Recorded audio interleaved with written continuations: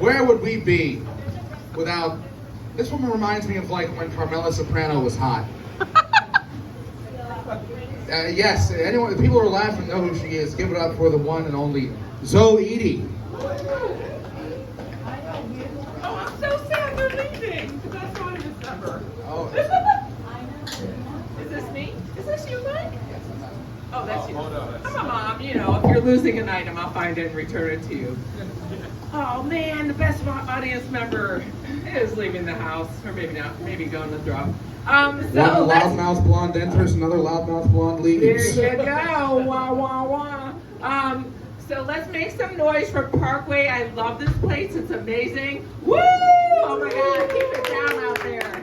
And then let's make some noise for Johnny. Did anyone hear him singing? He has a gorgeous voice. So let's just make some noise. Woo! Okay, I'm done. Woo! All right, that went over great. So Valentine's Day, my husband and I are so romantic. He got me a heart-shaped sushi platter. He knows the way to my heart, to my stomach. Which, speaking of stomachs, holy shit, Mustafa, that cheeseburger was so good. I do not recommend eating that amazing cheeseburger before you come up here in your modern day girdle. We all know what we're talking about, Shapermint and Spanx, and is that what it's called? All right. So someone was talking about church. I think I remember during COVID they closed, and I don't know if they ever reopened, so that's my excuse. But speaking of very depressing things like Valentine's Day, it's just stupid. It's a Hallmark holiday. If any of you have lost a loved one, and I'm not talking about like losing a child in the amusement park or a department store, I'm talking about like someone who passes away.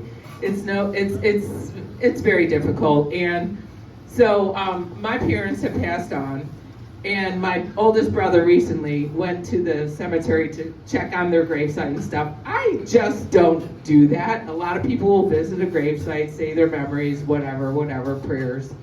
I don't do that. If I'm going to a gravesite, it was when I was 15 years old to make out with a boyfriend. I mean, let's be honest. But he noticed that my mom's date of death wasn't on the tombstone. And I said, "Are you kidding me? She's still alive?"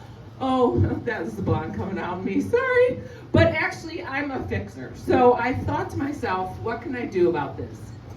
And I said, you know what, I'll call the cemetery. And those mofos never called me back. They're so obnoxious, 3 to 4 times. You know, it's really expensive to die. It's expensive to live, but it's more expensive to die. So I thought to myself, okay, wait.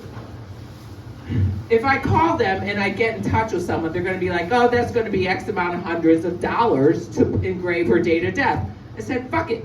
I will bring a Sharpie, a thick Sharpie, and I'll write it in. For the love of God. It's a DIY economy. We can DIY funerals. I mean, it's a gig economy too. Think about it. There's Uber, there's Uber Eats, there's Uber Freight. There should be Uber funerals. I'm the size of an average man. I'll dig the hole for you. Just pay me. It's all fine. I got this. And then to continue being very depressing, it's really hard to get rid of someone's everything. We have 4 extended generations of shit in our house. Just ask my poor husband. We have locks of my mom's baby here. I don't even have locks of my own kids here, and they're still alive. Like, what do you do? What, you get rid of teeth? Yeah, like, people are gonna frame me up as a serial murderer if I don't. I have DNA all over the place.